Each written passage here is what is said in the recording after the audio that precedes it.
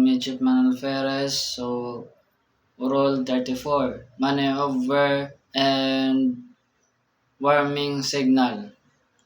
A. When vessels are in sight of one another, a power-driven vessel underway when maneuvering as authorized or required by this rule shall indicate that maneuver by the following signal on her whistle. 1. Short blast to mean I am altering my course to starboard. 2. Short blast to mean I am altering any course to port. 3. Short blast to means I'm operating astern propulsion. B. Any vessel may supplement the whistle signal prescribed in paragraph A of this rule by light signals repeated as appropriate west the maneuver is being carried out. 1. This light signal shall have the following significance. 1. Flash to means I am altering my course to starboard. 2. Flash to mean I am altering my course to port. 3. Flashes to mean I am operating astern propulsion. 2. The duration of each flash shall be about 1 second. The interval between flashes shall be about 1 second, and the interval between successive signals shall be not less than 10 seconds. 3.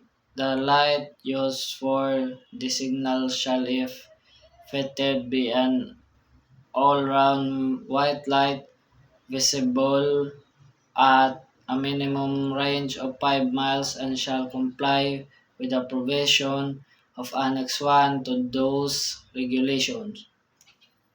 C. When in sight or one another in a narrow channel or fairway. 1. A vessel intending to overtake another shall, in compliance with Rule 9E 1, indicate her intention by the following signals on her whistle. 2. Prolonged blast followed by one short blast to mean I intend to overtake you on your starboard side. 2. Prolonged blast followed by two short blasts to mean I intend to overtake you on your port side. 3. 2.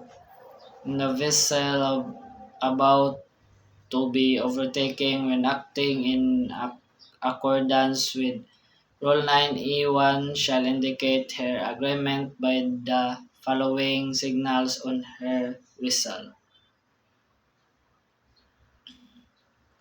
1. Prolong, 1 short, 1 prolong, and 1 short blast is in that order. D. When vessels in sight of one another are approaching each other and from any cause either vessel fails to understand the intention or action of the other or is in a doubt whether sufficient action is being taken by the other to avoid collision, the vessel in doubt shall immediately indicate such doubt by giving at least 5 short and rapid blasts on the whistle. Such signal may be supplemented by a light signal or at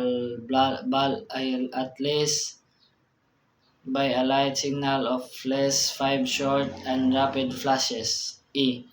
a vessel nearing a bend or an area of the channel or fairway where other vessels may be caused by an intervening obstruction shall sound one prolonged blast. Such signal such be answered with a prolonged blast by any approaching vessel that may be within hearing around the bend or behind the intervening obstruction. If vessels are fitted on a vessel at a distance apart of more than 100 meters and vessel only shall be used for giving maneuver and warning signals.